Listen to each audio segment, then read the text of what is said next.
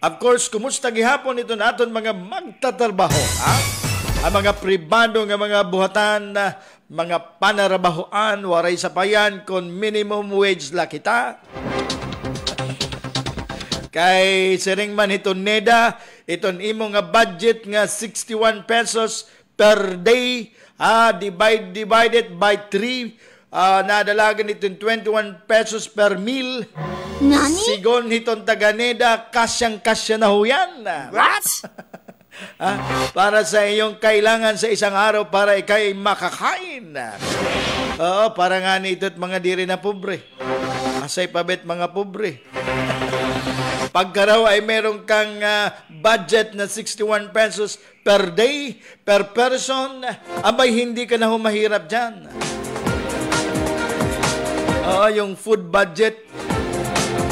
Good morning ho, ha? Ito naton mga magtatrabaho, diritso lang kita.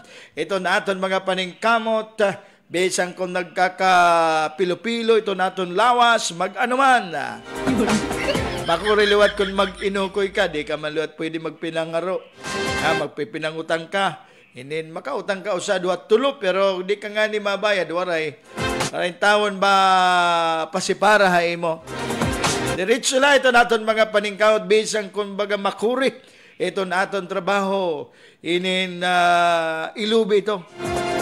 Waray sa payan, ngayon ha. Ito na aton mga kabugtuhan, of course, mga apam. Wow! Dito Amerika, kay okay man dito ira ekonomiya. Bisan tag-usa lang ka oras tim trabaho dito, buhi ka na.